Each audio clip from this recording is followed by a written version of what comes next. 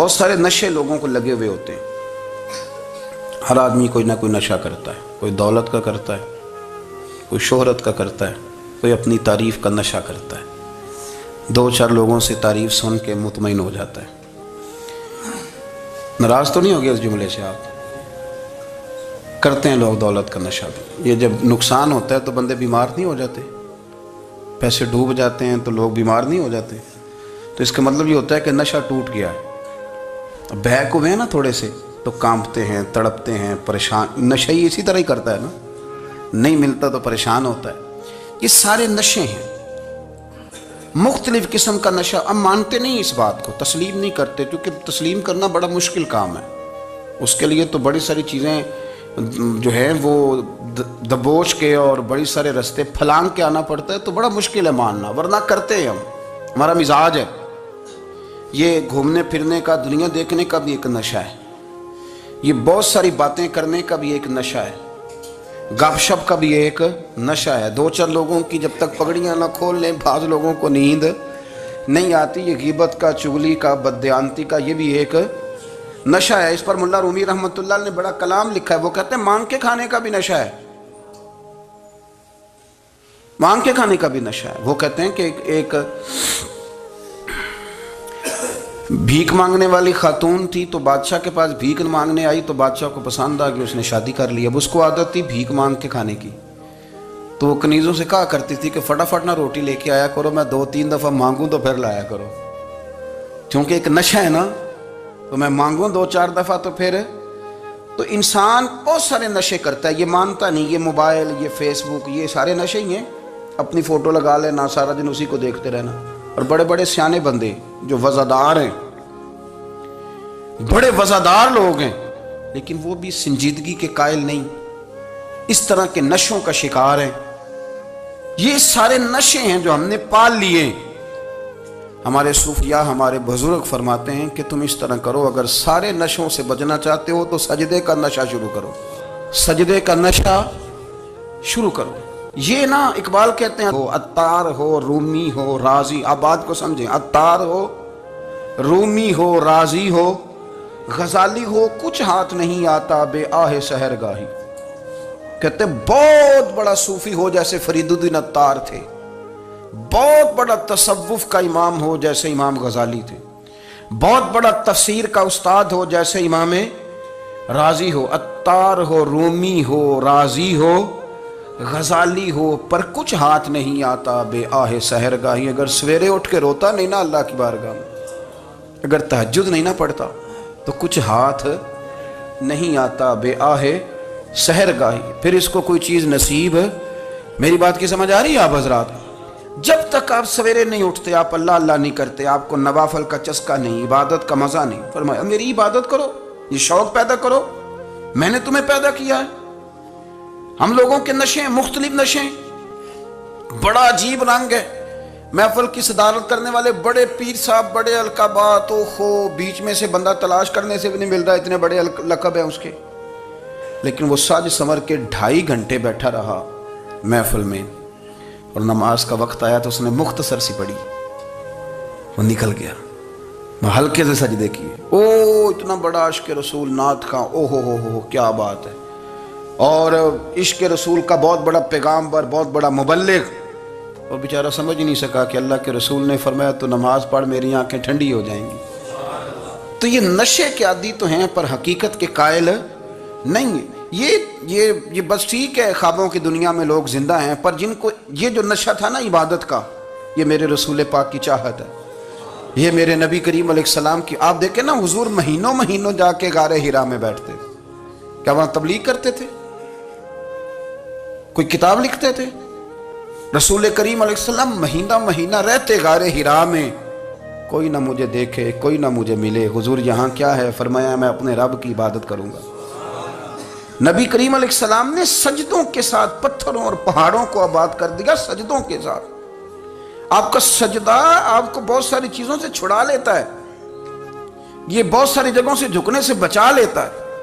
صوفیاء، اولیاء یہ کیا کرتے تھے؟ یہ سجدے کا ذوق ہی تو پیدا کرتے تھے، سجدے کا ذوق۔ شاہ عبدالعزیز دباغ رحمۃ اللہ تعالی علیہ اپنے مریدوں سے فرمایا کرتے تھے کہ اگر تم پکے نمازی بن جاؤ نا، تہجد گزار ہو جاؤ، تو میرے پاس آنا جانا چھوڑ دینا۔ عرض کی حضور کیوں؟ فرمایا میں تمہارے اور رب رسول کے راستے میں رکاوٹ نہیں بننا چاہتا، اور میرا مقصود ہے تمہیں وہاں تک پہنچانا۔ جب پہنچ گئے تو پھر میری ضرورت ختم ہو گئی۔ ہاں کبھی وسوس آئے، شک پیدا ہو، تکلیف ہو تو آنا، ورنہ میں نہیں چاہتا کہ میں رکاوٹ بنا رہوں۔ تم اللہ اللہ کرو، اس مالک کو راضی کرو۔ میرے رسول پاک علیہ وسلم نے فرمایا بندہ اللہ کے سب سے قریب اس وقت ہوتا ہے جب وہ سجدے کی حالت میں ہوتا ہے۔ کس کے قریب ہوتا ہے؟ اللہ کے سب سے قریب ہوتا ہے۔ وہ بڑا نیڑے ہے رب کے، بڑا قریب ہے، اس لیے کہ وہ حالت سجدہ میں۔ وہ جب سجدے کرتا ہے نا، اس کی بارگاہ میں جب جھک جاتا ہے، آپ ذرا سجدے کی کیفیت دیکھیں نا، زبان بھی یہاں ہے، آنکھ بھی یہاں ہے، کان بھی، عقل بھی ساری، اس نے سارا کچھ رکھ دیا سجدے میں۔ آپ وہ کبھی پیچھے جائیں تو دیہاتوں میں کہا جاتا تھا ناک سے نکیریں نکالو، بہت بڑی سزا ہوتی تھی نا، ناک سے نکیریں نکالو، بڑی سزا ہوتی تھی۔ تو اس نے کہا مالک مجھے کسی نے کہا نہیں، پر دیکھنا میں نے رکھ دی ساری عقل سجدے میں، اور رکھ کے کہا کیا؟ سبحان ربی یا اللہ، اللہ میں پست ہوں تو اعلیٰ ہے، اللہ تو میرا رب ہے اور تو سب سے اعلیٰ اتنا۔ اور فرمایا جب یہ اس کیفیت میں ہوتا ہے تو پھر یہ اپنے رب کے قریب ہوتا ہے۔ کثرت عبادت، نوافل۔ ہمارے ہاں عمرے کی قرآن اندازی محفلوں پہ ہونے لگ گئی ہے، حالانکہ حدیث سے ثابت نہیں۔ میں دوستوں سے کہتا ہوں جائز ہے، کرنی چاہیے، عمرے کی قرآن اندازی جائز ہے، پر کسی حدیث میں نہیں آئی کہ قرآن اندازی کرو عمرہ کرو۔ حدیث میں قرآن اندازی یہ آئی ہے کہ نبی پاک علیہ السلام نے فرمایا تمہیں پتہ چل جائے نا پہلی صف کا ثواب کتنا ہے، تم قرآن اندازی کرو۔ عمرے کی قرآن اندازی کا تو پوسٹر چھپتا ہے، تو یہ والی قرآن اندازی کب ہونی ہے؟ ہونی چاہیے کہ نہیں؟ حضور نے فرمایا تمہیں پتہ چلے کہ اس کا ثواب کتنا، تو تم قرآن اندازی کرو، تم قرآن ڈالو۔ جب آپ نماز پڑھ رہے ہوتے ہیں، جب آپ کا مصلی آباد ہوتا ہے، صلاح الدین ایوبی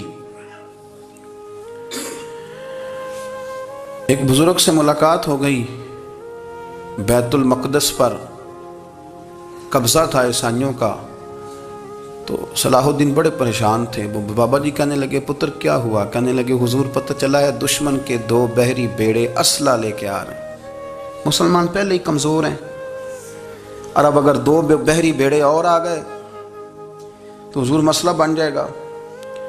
تو میں پریشان ہوں کہ کس طرح یہ کم مسئلے والی ہماری فوج ہے کیسے مقابلہ کرے گی۔ تو بابا جی کہنے لگے پتر اس طرح کرنا، آج رات تو بھی دعا کرنا اور میں بھی کروں گا، تو بھی دعا کرنا، آپ ناراض نہ ہونا، ہم تو پیروں والے ہیں، ہم تو پیروں کے نوکر غلام ہیں، ہمارا تو گزارا ہی نہیں، ہمیں تو ملتا ہے سارا کچھ وہاں سے۔ پر میرا سوال یہ ہے کہ تعویذ لینے جاتے ہو نفل کیوں نہیں پڑھتے؟ رات اللہ اللہ کیوں نہیں کرتے؟ یہ بھی تو ہمارے بزرگوں کا ہی طریقہ ہے، انہوں نے تو ہمیں سکھایا ہے۔ صلاح الدین ایوبی سے بزرگوں نے کہا کہ رات آج نا اللہ اللہ کرنا، تو میں تیرے لیے دعا کروں گا، تو بھی دعا کرنا۔ تو بندہ جب دکھی ہوتا ہے تو سجدہ کرتا ہے، تو پھر ہی تو مصلی بھیگ جاتا ہے، پھر ہی تو مزہ آتا ہے۔ سکھی بندہ تو کعبے جا کے نہیں روتا، دکھی تھے، تکلیف تھی، تو سر رکھا سجدے میں تو تڑپ گئے۔ اور وہ بابا جی کہتے ہیں میں مسجد آیا تو صلاح الدین چیخے مار کے رو رہا تھا اور کہہ رہا تھا مالک میں کوئی اپنی شان کے لیے تو نہیں نہ لڑ رہا، اللہ کو میں کوئی قبضوں کے لیے تو نہیں لڑ رہا، مالک تیرے لیے لڑ رہا ہوں، مجھے بے آبرو نہ کرنا، میری مدد فرمانا۔